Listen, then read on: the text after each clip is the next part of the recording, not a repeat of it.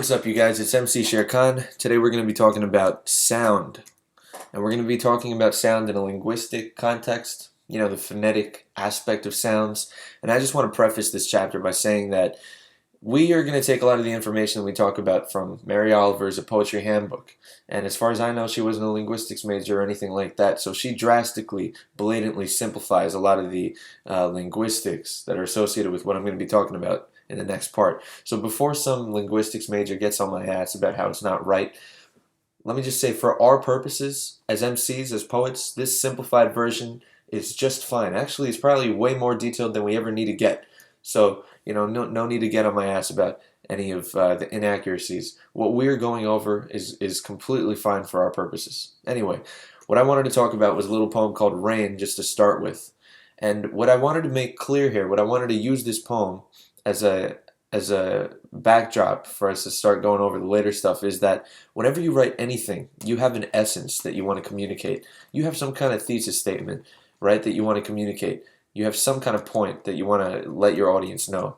And if you don't have a point when you're emceeing, if you're just making a hype track, well, this video is not for you. But if you're trying to write a track where you have a point to what you're saying, there's some essence behind your words. And the essence of this poem right here, we can identify. Let's read it first. Like a drummer's brush, the rain hushes the surface of tin porches. Right? Like a drummer's brush, the rain hushes the surface of tin porches.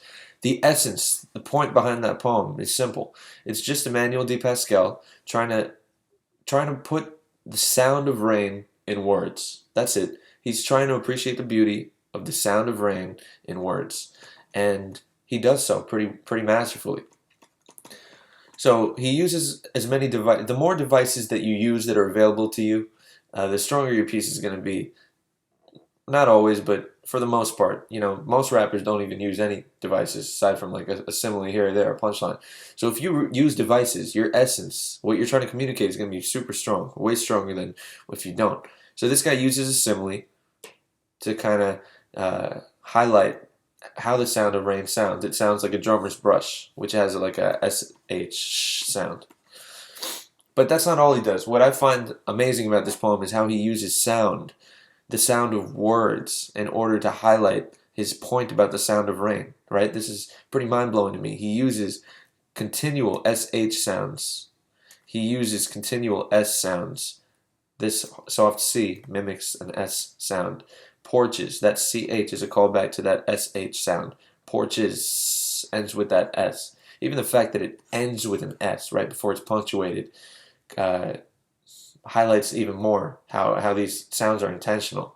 Even the T sound in tin, if you say that word over and over, tin, tin, tin, tin, tin, it's a very soft, almost sharp sound, as if like a drop of rain is hitting a piece of aluminum. Anyway, though, that's just an example. If this guy used the word maraca instead, like a maraca, the rain hushes the surface of tin porches, it would completely destroy that illusion of sound that he's creating, that facade of rain falling as you're actually reading the poem. So if you could take away one thing from this poem, it would be how he masterfully uses sound in order to mimic the subject that he's speaking about. It's almost like one big onomatopoeia, but it's better because it's not slapping you in the face. You don't even notice that it's onomatopoeic unless someone points it out to you. Which is beautiful about it. It's very subtle. So we're going to be talking about families of sound just so you can use them better. You can identify where they're used and use them better. We'll go through this quick. You already know there's vowels and consonants in the alphabet, but the consonants, so obviously the vowels are A, E, I, O, U, Y, and then even sometimes W. But if the consonants can be divided into two parts. There's semivowels and there's mutes, all right? And if you can just memorize or identify what these two are, we're going to go over them. You can use them more strategically in your verses to highlight the essence of your words. So we're going to first talk about semivowels. Semivowels are all of the consonants, right? Semivowels are all of the consonants that if you put a vowel before, you can say that consonant for a long time. Like L, the letter L, if you put an A before L, you can drag that on for a long time. Al, am, right? M is a semi-vowel from right here. If you put a vowel before the letter M, you can drag that on. M. You can hold that sound, right? What about as? Z is a semi-vowel. Can you drag that sound out? As. Yes, you can. Let's pick one that's not a semi-vowel just to prove it to you, right? T, right? T is not a semi-vowel. You don't see it here. If you put a vowel before the letter T, can you drag that T sound? At. You can't really drag that T sound. What happens after, if you try to drag it, you'll get an S sound that's coming out. But that T sound, at, t, you can't drag it. It's so we're going to go over the sounds that you cannot drag later. Those are called mutes. But the sounds that you can protract are called semivowels, all right? So these are all the semivowels. Some of the semivowels can only be protracted or lengthened as an aspirate. So like we just did L, M, and Z, which are semivowels. But what about, let's do F. Af. That can be lengthened, but it takes a lot of air forcibly coming out of your mouth for it to be lengthened. That's why it's called an aspirate. Let's do the soft C sound. Ass. Like if you said, I don't have a pop filter, so I don't know if you heard that, but it just proves my point. That a lot of air came out of my mouth when I did that, right? So it's an aspirate, all right? Why am I telling you this? Why is it important? It is important because if you want to, let's say you want to write a song about the wind or something, right? Well, maybe if you're really creative, really clever, you can use heavy use of aspirates in your song. And maybe it'll have an effect that you intend, right?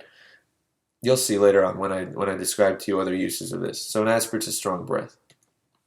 All right, there's more semivowels. First off, before a linguistics major bites me about this, I'm aware that these are nasals. I'm aware that a lot of this stuff is simplified heavily. We just had to because of time and to adhere to Mary Oliver's shit.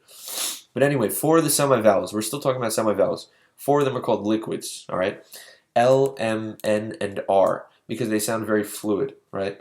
So if you listen to the word celador, that L and the R make it seem like it's flowing. Rivulet. It's very flowy. Rivulet. Lull. Lullaby. And that's because moon, the word moon. If all of these words have heavy use of the liquid semivowels, L, L, R, M, N. And these words kind of have a flowy aspect to them. These letters have a fluent aspect to them. So if you want to use them in a particular verse, make sure that it highlights your content if you want to use these strategically, right?